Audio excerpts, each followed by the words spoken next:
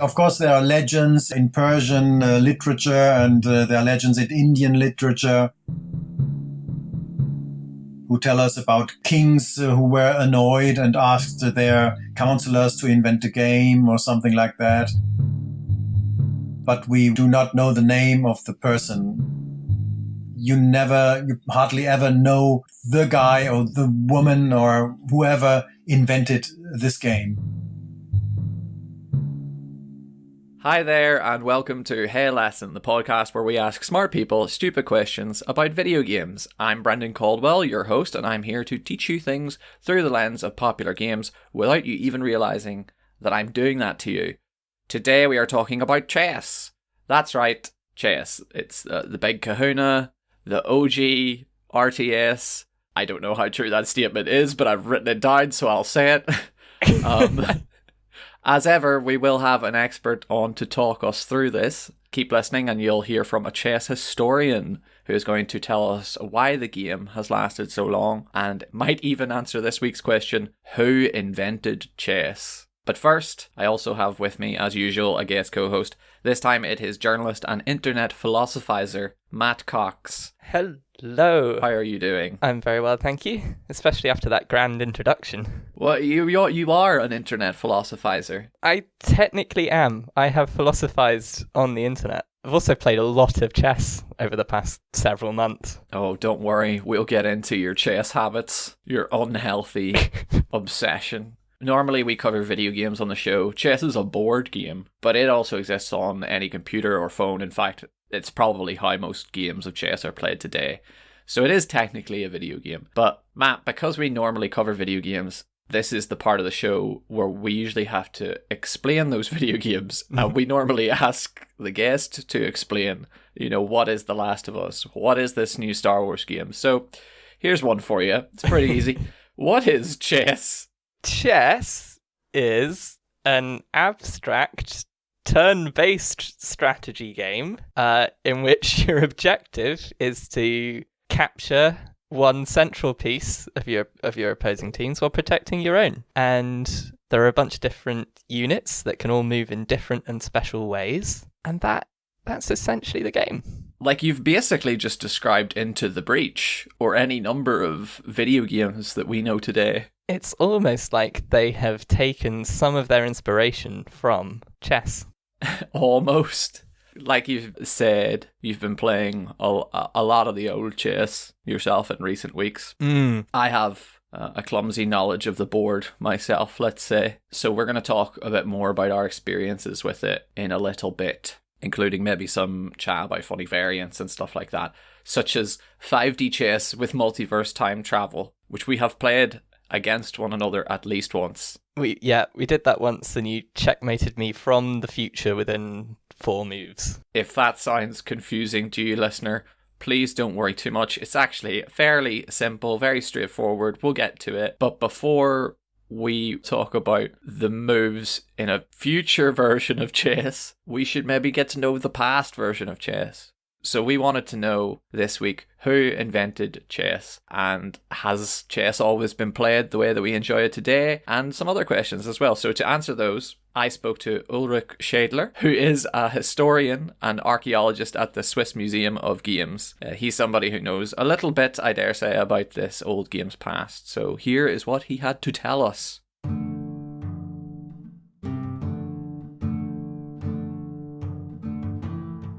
To begin with, could you please introduce yourself to our listeners? Like, who are you and what do you do? My name is Ulrich Schädler. I am an archaeologist and historian of games, of the history of games.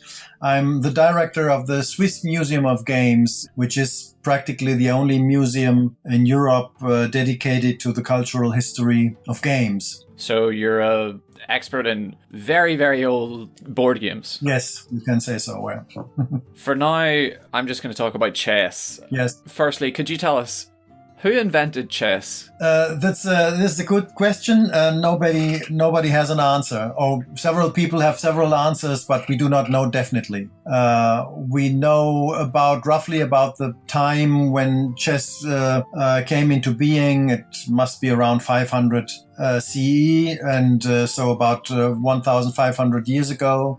and we do not really know whether it was in northwest India or Persia, at least in this region it was invented. So we know that it was invented in that region, but we can't really pin it to any individual or group. No, there are several. Of course, there are legends in Persian literature, and there are legends in Indian literature who tell us about kings who were annoyed and asked their counselors to invent a game or something like that. But we do not know the name of the person.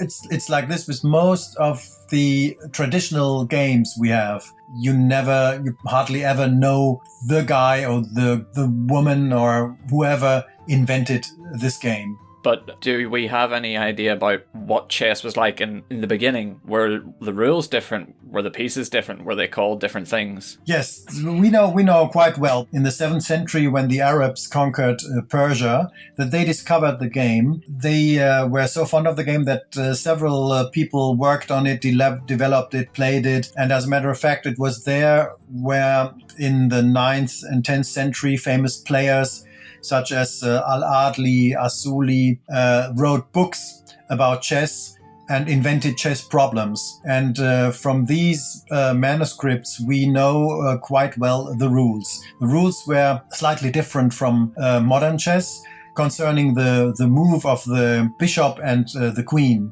The queen, as a matter of fact, in the early times, was not a queen, but it was the counselor of the king or the minister or the general, something like that, the vizier of the king. And this piece moved exactly one square diagonally. The bishop, which was not a bishop at the time, but a war elephant, moved exactly 2 squares diagonally. And he could also jump over another piece. And the rook at that time was not a rook. As a matter of fact, rook, the term rook comes from the Arabian word, rook. This was a chariot, a war chariot. Were there any other board games that were around at the same time, like contemporaries of chess that were being played? Were there other board games that people would have known at the same time? Yes, of course. Well, we know of several board games from ancient Egypt, Babylon, from Greece and Rome, China also. So there were several games around.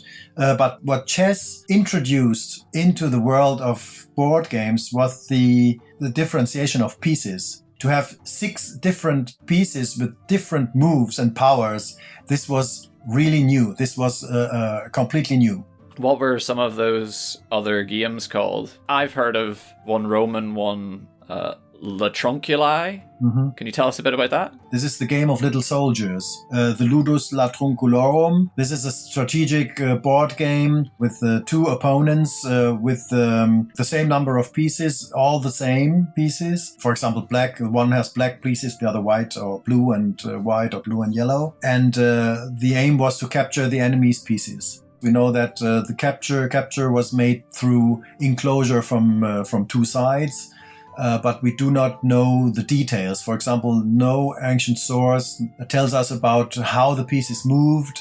These are things that are subject to suggestions. Were these games popular?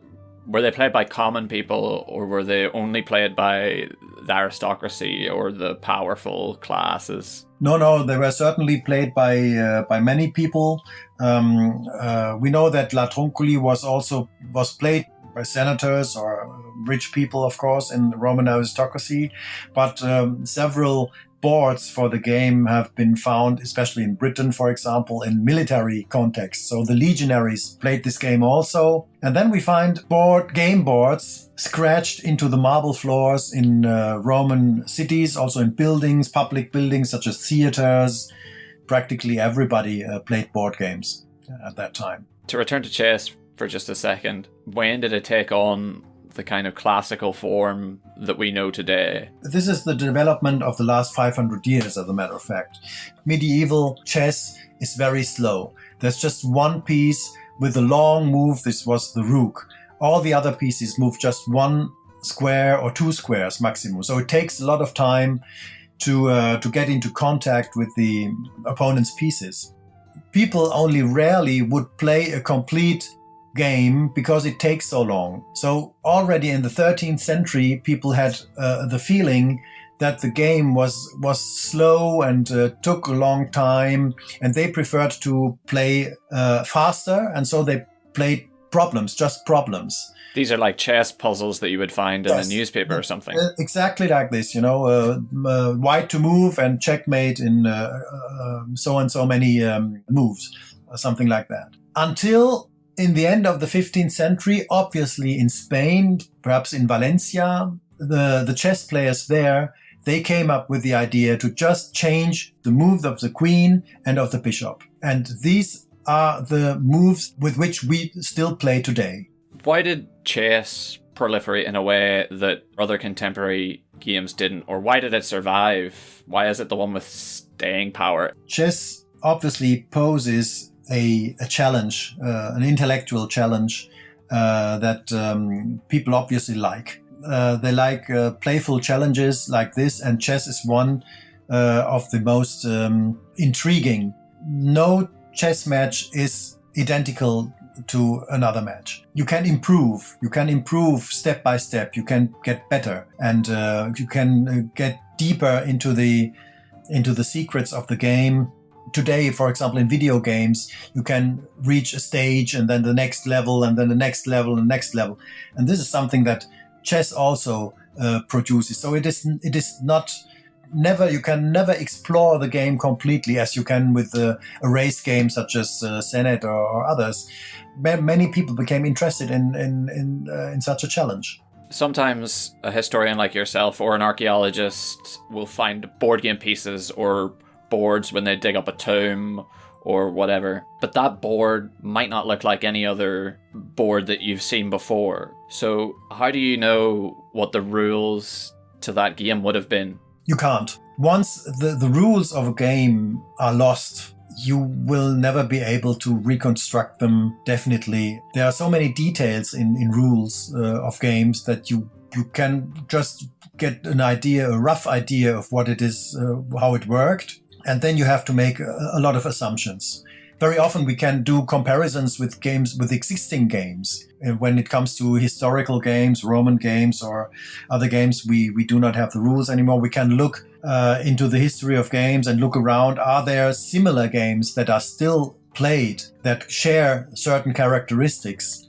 For example, concerning the rules of the Latrunculi game, the Roman Latrunculi game, there's a very similar game still around today in Northern Africa, which is called Karpga in Algeria and Tunisia, or Sija, which is very, very similar. It shares several characteristics of Latrunculi, and so we can get a better idea of how Latrunculi might have worked. But of course, we can never be sure. So unless you find the rules written down somewhere, or some other writing that gives you a clue as to what the rules are, it's very hard to reverse engineer those rules.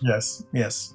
Imagine you find a Ludo board, for example. Even if it was complete and with all the pieces, 4 times 4 pieces and a die or 2 dice, but you don't have the rules, you will never be able to reconstruct the rules for certain. You can just make a good guess. Because I know you've reverse engineered the rules of, was it Latrunculi? Yeah. How have games gone when you've played this reconstructed version with somebody? Is it an enjoyable game? Yes. So the version we reconstructed, we propose. The rules we propose, we worked on this for a long time. We played with a lot of people. It's a good game from our point of view. Now, in antiquity, what people considered to be a good game might also have been different. Our criteria for a good game may not be the same as in other countries or in other historical periods. Because history never really stops, so to speak, we see that even chess can change. There are variants of chess even today, blitz chess, bullet chess, and now we have this video game that we've been playing called 5D chess with multiverse time travel. Given that a board game like chess can be so fluid, what do you think the future of chess might look like? Well, I think chess will continue to be played. Of course, we know that nowadays not even the world champion can beat the computer. But let's say 90% of the players do not reach that level. for them, this is not a problem. That for them, it is still a challenge to play against another player, or even play against a computer at a lower level. It is still a challenge, an intellectual challenge. It will continue to be played. And of course, also in the history of chess, what we find is there are a lot of variants that have been invented or created. And I think this will also go on. Chess will inspire people to introduce a variant, or even inspire game designers to create games based on the principles of chess. We do not need to fear that the game will die out soon. You must have a lot of board games in the museum. Do you think that future historians will be able to understand the board games that we play today if they find only a box of like a very complicated modern board game? If they find only the pieces and none of the writing, how much of a challenge do you think that would be? Oh, this will be a big challenge. So today, board games that come on the market very often are quite complex. They use a lot of different material, pieces, cards, all kinds of material. So this is practically impossible to reconstruct the rules if you cannot find them. But this is a general problem of what will we leave behind? What will archaeologists in 2,000 years find when they dig us up? So a lot of plastic, probably. A lot of plastic, perhaps. This is difficult to say. Will they be able to read our digital archives? Will they have machines to read what we put on our computers now? It's already difficult now for people to read floppy disks. This poses problems about the storage of data, and how to be sure that data will be available also still in the future. So if someone comes across a copy of Carcassonne, they stand no chance. Probably a box or a game made of cardboard will not survive for such a long time. What we produce today, we see that it is mainly produced for a short period of time. We do not produce games with the aim that they may be played in 100 years time. We play for today. We produce things for today, and we do not care about what will be in 100 years. But all these boxed games, they will not survive materially. Maybe there will be something about it on the internet, something like this, if it still exists. The legend might live on. The legend might live on. Okay, Ulrika, thank you very much for joining us. You're welcome. It was a pleasure.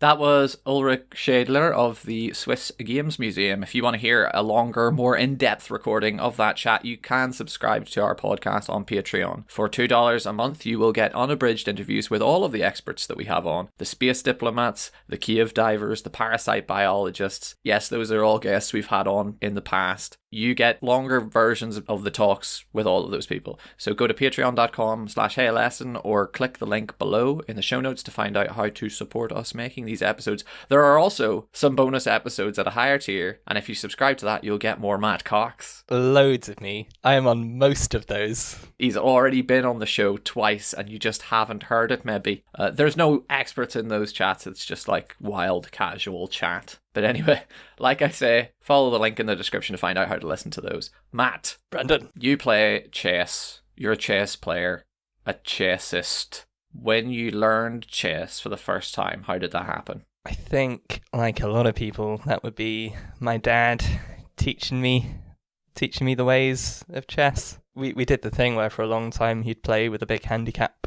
And then as I got older and wiser, I'd gradually start getting a little bit better until the first day where I beat him without a handicap. And I certainly remember that as a nice little milestone. Was it like a moment of like high drama? Was it a really tough game and you just got around him? I can't remember the game itself, but I imagine it was very tense indeed. If you were a chess prodigy, you would probably be able to remember like where all the pieces were and replay the game on a board for someone as a demonstration. Yes, as I do all the time on my ceiling every night. I'm one of the wave of people that got into chess or back into chess after watching the Queen's Gambit. It did make chess seem very sexy and cool, which is an achievement. Yeah, you can be really into chess and also party hard and take tranquilizers. Not right now, though. Nowadays, there is only chess. Did your dad, when he was teaching you chess, give you any rundown of the history or the origin of the game, the stuff that Ulrich told us about? No, he didn't. It was a big failing of his. Harsh. I am intrigued about it, though. I love the old version of chess where it was just intolerably slow, so no one bothered playing it, and it took people many years before they fixed it. They patched chess 900 years after it first appeared. Yeah. Pretty late patch. Oh, it does make you wonder what's the future of chess now. They'll buff the pawns.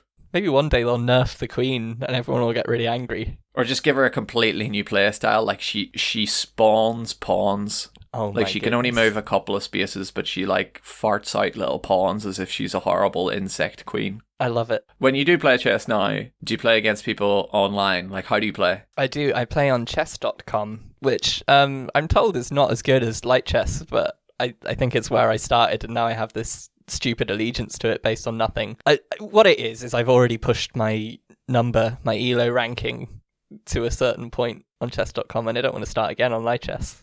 Your ELO ranking, for anyone who doesn't know, what is that? It's your worth as a human. Or it seems that way nowadays. I haven't cared as much about a number that is attached to my skills since playing Dota 2 way back in the day, where it was all I do every evening. So it's like a number that says you should play against other people who are ranked at this number at 1,000 or whatever. Yes, and I am at 1,000 and whatever, and I have been there for a frustratingly long time. When I started playing, I kind of said to myself, all right, I'm going to play until I reach 1,000, because I started at 800, which isn't very good. It's really, really bad. Like, your grandmasters are, or your international masters, I think, are 2,500 or so. Yeah, but come on, Matt. Like, let's not compare ourselves to the Grandmasters at 2,500, okay?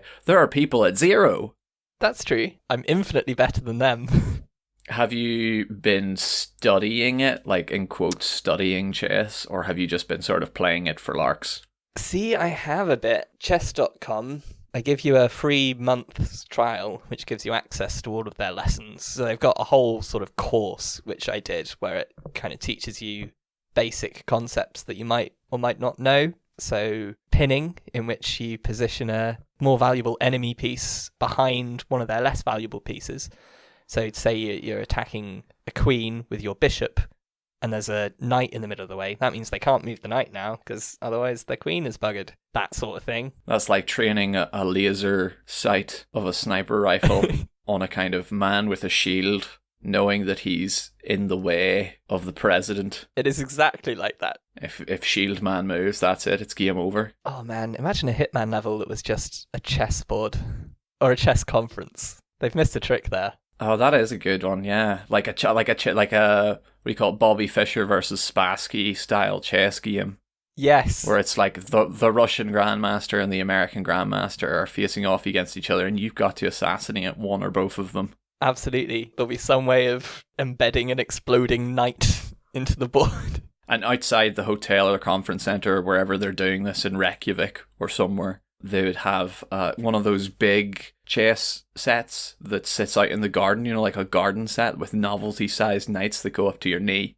Mm-hmm. And there'll be like guests milling around and playing that. And, maybe one of the grandmasters will come out to kind of ponder this large chess board, and you can whack him in the head with the queen or something. So many possibilities. Checkmate. Oh, this is a good section of the podcast for anyone that knows what on earth Hitman is. So you've been like kind of studying it with these chess.com lessons. You said like you got the pin down. Yeah, there's also, what marks the the men from the boys, would be the extent of your knowledge of openings, which is where it does cross into the off-putting realm of learning. So obviously what happens at the start of a game of chess is super important because, you know, you're setting up your positions for the rest of the game. Who controls vital spaces at the start determines where the game flows out from there. You know, there are a lot of moves that you can make at the start, but there's only so many that are going to be good. And so some people have, or well, a lot of people have those down. And I think at the stage I'm at, you don't need an extensive knowledge of all the openings, but you do benefit from knowing like the standard ones that people often use on you. So a stupidly popular one is the fried liver attack. Go on. Where white moves out their bishop and their knight in an aggressive way, where their knight covers the weak king's square. Unless you kind of know how to rebuff that attack in a particular way, chances are you wind up losing a rook at the start of the game, which is a big deal. And you also have to potentially move your king out at the start, which is super important because if you move your king, you can't castle, which is the special move where I do love that chess has special moves where, yeah, if there are no pieces between your castle and your king, or your rook and your king, and neither that rook or the king has moved, then the king can move 2 spaces to the left and the castle jumps over it. It's like the king is kind of burrowing away into his little hole. Yeah. I have to describe chess in these terms, because this is a podcast, so we can't just show people things moving around a board and, you know, why it makes sense that way, but also because chess is very dry. It's very dry. Wow. A lot of people will look at the title of this episode and they'll just go, chess? Ew. No, thank you. So this is the thing. So far, we have made it sound quite dry. Like the studying part of it, which, you know, you do benefit from, but you don't necessarily have to do. If you don't study it, yeah, you're going to lose a bunch of games to people that know certain openings, but then you'll just get ranked against the people who also don't really care. But while it is dry in some ways, it's also really sharp. So the main thing I think that differentiates it from everything else I play is just how deadly moves can be. Like, you know, as you were just saying with that opening, if you make a wrong move, if your opponent has done a certain thing, at that critical juncture, that's it. The game's over. You've either lost outright, or if you're down a piece in chess against somebody that knows what they're doing, you don't really have a chance. And yeah, that does add a kind of this undercurrent of tension that doesn't run through all that many games, where everything can so suddenly go so wrong. It's like breaking a limb or something in the apocalypse. You know there's no hope. If you've lost the use of one hand in a state, you know that's it. It's game over. It is for you. It is so demoralizing. I mean, it doesn't genuinely feel like being stabbed, but it does sort of feel like being stabbed in the brain. Do you play those chess puzzles? Ulrich mentioned that, like, chess, when it was old and boring and not very fast, and people hadn't patched it yet, and they hadn't buffed the pieces, that they played basically chess puzzles, which are like, you know, a white to move. We'll figure something out, white. Black needs to get out of this. How? They've been getting formed since like the 1500s, and we still haven't run out of them, or even since before then. Do you play those things? I've played a few of them. I probably spent about 10 minutes in total doing that. For me, I think I need to be against somebody. I want to be pitting my mind against theirs, not some contraption. There's also the bit where the bit in Queen's Gambit where Beth Harmon is all like, oh, I don't play puzzles, they don't reflect real games. And I guess that's kind of true. They're very unusual circumstances that you get in puzzles where the things are the pieces are set up in quite unusual positions. I like chess puzzles, I think, more than a normal game of chess because I can't be trounced. It's just a matter of time. I suppose I can be trounced if I never figure out what the puzzle is. But absolutely. You say you have to play against friends or against another person. Do you play against your actual mates? Or, and if so, is that weird? Is it stressful or competitive or playful? I've played one game against someone I know when I just mentioned, oh yeah, I've been playing a bit of chess. And she's like, oh, I'll play you at chess. And yeah, it's fun, but you do get the problem where I've been playing so much chess, and when you play against somebody that hasn't played since they were a kid, it's not fair. It's quite far from a from a balanced experience. I mean, it's a very brutal game where there are so many opening traps that you can kind of fumble into. I find it kind of stressful because there's something about chess that makes it feel like you're comparing IQs with whoever you're playing against. Like, it tests a very specific set of mental skills. Like, not just like, if you've played a lot, obviously it makes a big difference either way. But it tests like your logic, your planning, your forward thinking. It's really hard to come away from a loss in chess without feeling like, well, I'm very stupid. Like, it's very difficult to stop that kind of idea. How do you, when you lose a game, what's the pick me up? Honestly, going back over the game in chess.com with the analytical tools that you get when you're either paying for it, as I am now, or on your free trial, where it'll, like, the chess engine will analyze your game, and you can either get it so it will, every individual move, it will go, yeah, that was a decent move, or that was stupid, you really should have done this. Or you can get it where it only does that, where it runs through, like, the key moments of the game and says, like, well, this is where everything went wrong. Yeah, I don't feel that bad when I lose, when this tool is so easily accessible for me to learn from, I guess. I mean, it sounds pat, right? But every loss is a lesson. You're not new to it exactly, but like, you're coming in off the Queen's Gambit wave, and I love how there could be, people who've been playing chess their entire lives or whatever, people who were in chess clubs when they were in school and just never stopped, and they're seeing like this influx of new players or new people who are interested in it, and it's like that moment when a game has like a weekend free trial. Yeah. Hunt Showdown or something like that has a free weekend on Steam, and all the professional players or people who've been playing for years are like rubbing their hands together. Tekken's free for the weekend, and then you just go in and you mop up. That could be you in 2 years. I guess the newbies are so sequestered away, though. They're only fighting each other with their baby elos. I suppose you could smurf. That smurfing when someone playing a video game basically resets their account to 0 so that their skill ranking is very low again, for anyone who doesn't know what the term is. So it's like if you're playing a fighting game, you just reset all your save data, you're back to the normal, white belt rank, and then you just feel good about mopping the floor with everyone you meet. I'm sure it happens. Although it's very much a thing where winning is so much more satisfying when it's off the back of a good move you did rather than a stupid move your opponent made.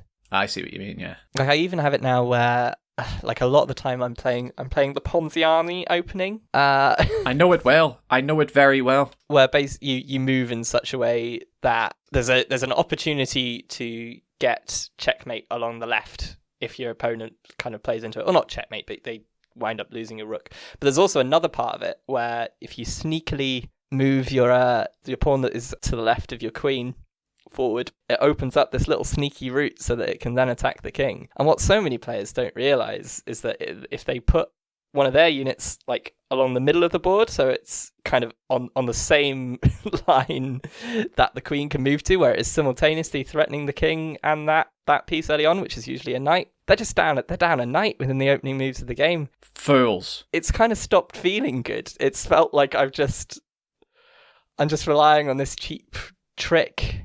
No, I think that's you've figured out your tech. It's like a low sweep, and they need to learn to block it. It's like a move in Overwatch. It's McCree's stun grenade. And they need to figure out how to stay a good distance away from it. I'm trying to put this in video games terms so that anyone who doesn't bother with chess can understand it's exciting and not actually dry as hell. It is, and it can be. You also get into this interesting territory where I found myself, I'm counting on them not playing as well as they could. I never have as much fun in those games as when I'm in a position where, like, whether I win or lose, it's all down to me. So, like, if you're a sniper, right?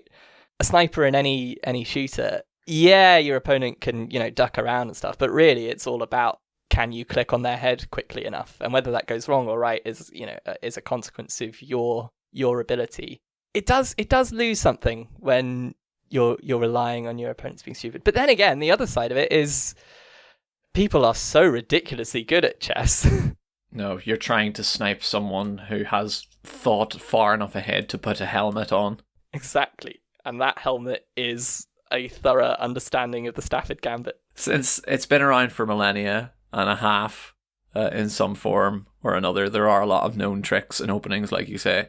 As a new player, or like relatively new, what are your top 3 tips and tricks for any chess match? I want like a really brief YouTube video from you saying, "Hey guys, what's up? It's time for the Ponziani." Well, I do recommend the Ponziani because it is satisfying. It's one of these. It's a lot of openings. They kind of branch off into so many variants that it's very hard to keep track of. Whereas the Ponziani, there are kind of 3 simple moves near the start of it that you do in nearly every situation. So I'd look into that. Or go for the Queen's Gambit, as I did at the start, because it's spicy and you can get a kick out of being like, hey, I'm doing the Queen's Gambit. I have a friend who every time they see a chess move, they just go, no, that's what I call a Queen's Gambit. And it's never unfunny. Yeah, well, do that. Watch for bishops. Those have tripped me up more than anything else. Oh my goodness. Sneaky bishops lurking very far away on a diagonal that your brain is maybe not programmed to recognise. That's it. You've done 3 tips now. Ponziani, Queen's Gambit, bishops. All right. I would also say go back over the games you lose and just do the key moment thing in chess.com where it whizzes you through everything, and you also get to watch all the pieces like scurry around like they do in the Queen's Gambit, and that's fun. That's a 4th tip. I have to edit that out. Damn it. Do you play any weird variants? I haven't, but I did watch a video of an international master called Eric Rosen. He does Twitch streams and various videos. He's a big champion of the Ponziani, but he was playing Fog of War chess the other day. Oh, I've heard of this. Go on, explain Fog of War chess. I mean, it's basically you can only see as far as your pieces can move into, which, yeah, I haven't played, but sounds vaguely terrifying. That's amazing because suddenly pinning, like you were talking about before, where you stop one piece from moving because the piece behind it will get into trouble, becomes a lot more complex. The guy with the shield is suddenly like throwing up a smoke bomb at the same time. Yeah, I do like the idea of adding layers of bluffing and psychology to an extremely logical and organised game. A game of complete information, as they call them. Perfect information. There are some really good ones on mobile phones, like on app stores and stuff. There are some fun games. There's one called Chess. It's just normal chess, but you're drunk. It's Chess, and every time you play it, invents new pieces and new rules. The pieces look completely different, like they're all weird and garbled and pixely and colourful. Oh, that's great. There's another one called Really Bad Chess, which gives the player, each player, a totally randomized mix of usual chess pieces, and each players are different, get different chess pieces. So one person might get a whole army of knights, and their opponent is saddled with like a bunch of pawns, but 3 queens. Oh, these sound great. I would recommend those to anyone who enjoys chess. I'll put links to those in the show notes. And then there's also 5D Chess with Multiverse Time Travel, which is a game you can buy on Steam. And we've played at least one game against each other. I want you to, as best you can... Freddy! Please explain. Well, you don't need to necessarily explain the ins and outs of every rule, but you can just give us a taste of what 5D Chess with Multiverse Time Travel is. So it's like normal chess, except every piece can also travel either into a parallel dimension or back in time. So you can have a board set up in a certain way, and then you move your knight back to how the board was 2 moves ago, and now you've got your opponent in check, and there's nothing they can do about it. It's a nightmare. It's wonderful. It's one of the funniest games on Steam. It's marked on Steam. You know the way games have different tags, so there'll be like RTS, story driven or whatever, for different video games. 5D chess with multiverse time travel is tagged as psychological horror.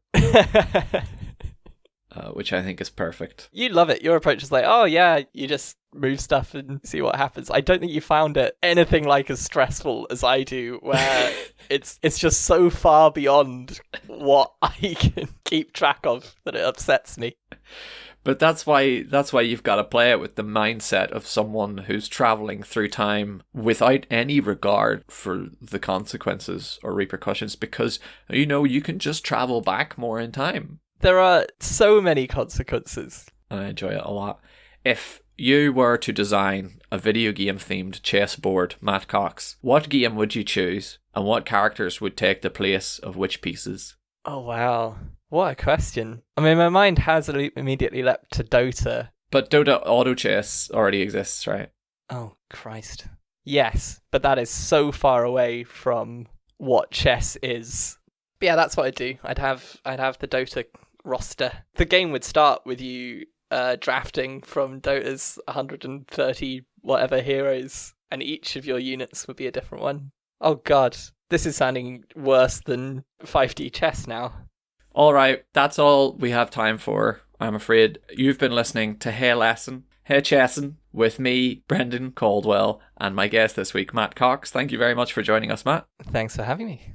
Where can people find you on the internet if they enjoy Matt Cox? You can find me at Twitter at Coccyx, which is COCCYXX.